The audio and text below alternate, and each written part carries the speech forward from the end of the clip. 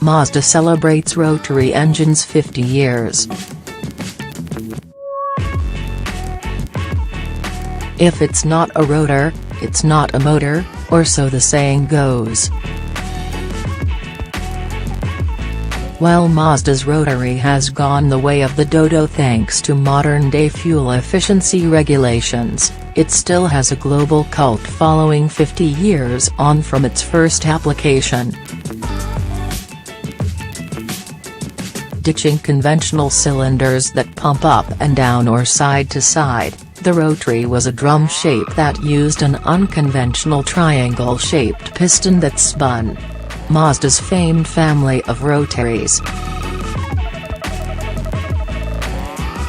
The rotary-powered cars were widely loved by tuners, as it was easy to port, which would increase power significantly and also create the iconic rotary brap-brap sound.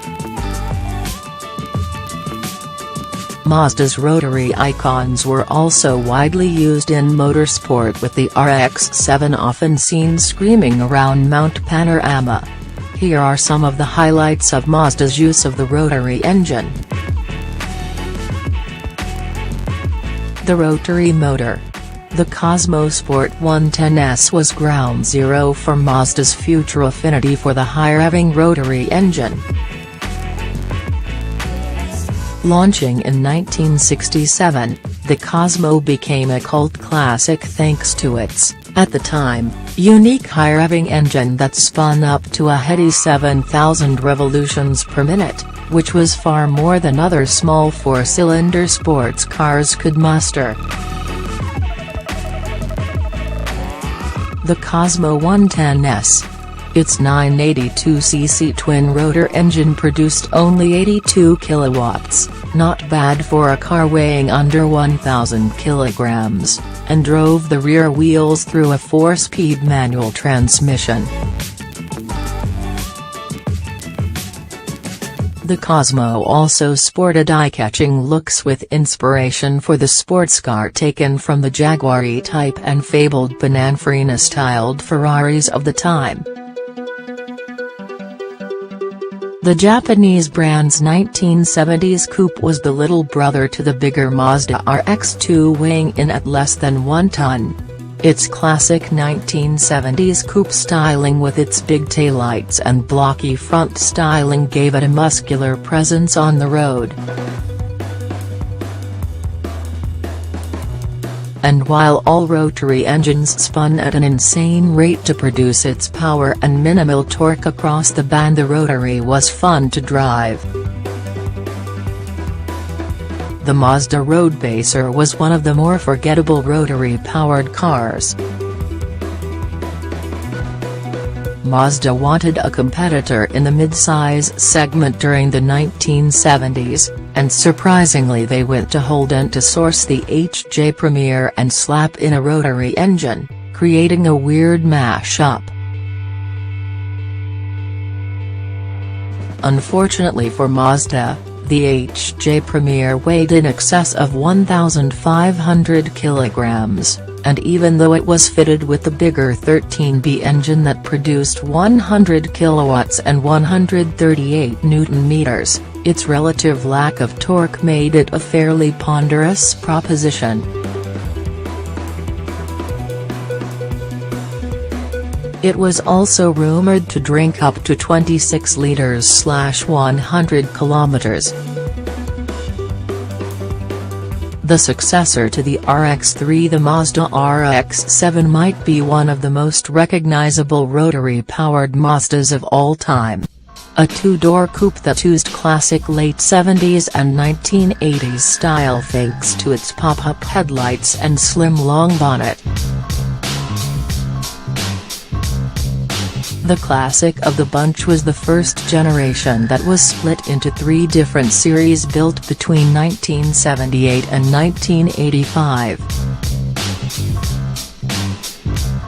It gave motorsport an almighty crack, with it competing in touring car races around the globe, most famously piloted by Alan Moffat in Australia to win the 1983 Australian Touring Car Championship. Series 6 RX-7 SP. The RX-7 Series 6. The RX-7 SP was a high-performance version built in Australia specifically for racing in the GT Product high-end car series and was considered the best RX-7 ever built. It got a carbon fiber nose, large rear spoiler and a big 120-litre fuel tank when it competed at the 1995 Eastern Creek 12-hour endurance race with John Bowe and Dick Johnson beating the Porsche 911 RSCS. It had a big power upgrade than the regular version, with the rotary engine producing an impressive 204 kilowatts and 357 Newton-meters. The Mazda 787B was the first and only Japanese car to have won the Le Mans 24-hour endurance race. Mazda entered two 787Bs in the 1991 Le Mans race along with an 787 from the year before as part of its Mazda Speed team.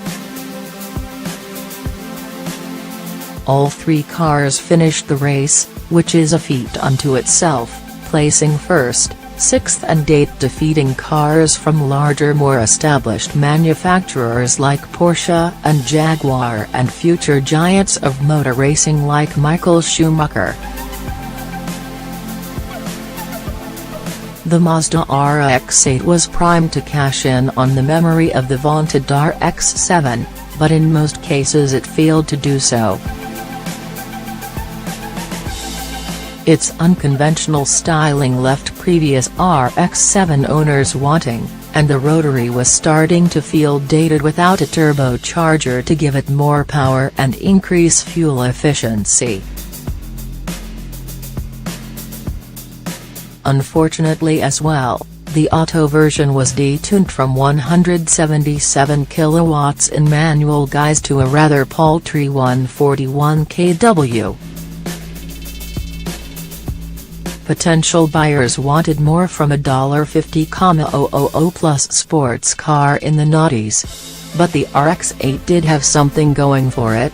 Despite its lack of power and off-putting styling, it was a hoot to drive in the same vein as other lightweight sporty-ish cars like the MX-5 and Toyota 86. Mad Bull.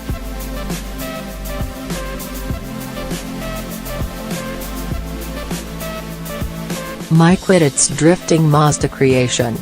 A Frankenstein monster where Mad Mike Whittett, a Kiwi tuner, has grafted the front of a RX-3 onto a RX-7. Mad Mike, a drifting legend, has fitted Mad Bull with a 26B quad-rotor engine that has been tuned with a peripheral port to produce a hectic 400 kilowatts. Mazda's hydrogen-powered RX-8.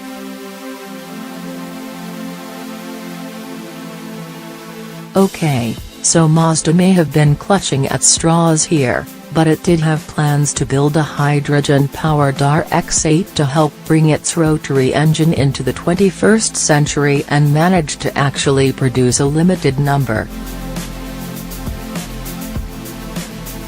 But unlike modern-day conventional fuel cell vehicles, the Mazda RX-8 Hydrogen Re was burning hydrogen to power its rotary engine. It was also able to be run on petrol, too. And its performance was seriously compromised when on hydrogen, producing only 80 kilowatts and 140 Nm compared to 154 kW and 222 Nm when running on petrol. It also only had a range of 100 km when using hydrogen. Mazda Vision RX-9 concept. Mazda's Vision RX-9 concept sits alongside the Cosmo 110S. Mazda RX Vision rotary concept at 2015 Tokyo Motor Show. Now, since the demises of the RX-8, rotary fans have been praying for the return of the engine, and Mazda at times has been more than happy to oblige with a few teasers and leading quotes.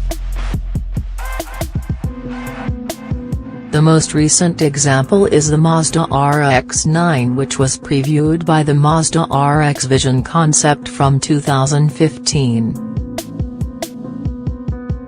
Mazda has admitted that the rotary engine is suited to a performance car of the future, but that there are a few hurdles to clear before it can be commercialized in the current climate, namely turbocharging to make it more fuel efficient. Kiyoshi Fujiwara, head of Mazda Research and Development, is a fan of the engine and wants to bring it back. Turbocharging is one possibility for our small rotary engines, but I cannot say at this moment because it is still under development, which system is better, said Fujiwara when he spoke to Drive in 2016. All of the engineers, all of the designers love rotary, love sports car, but not some of the calculators.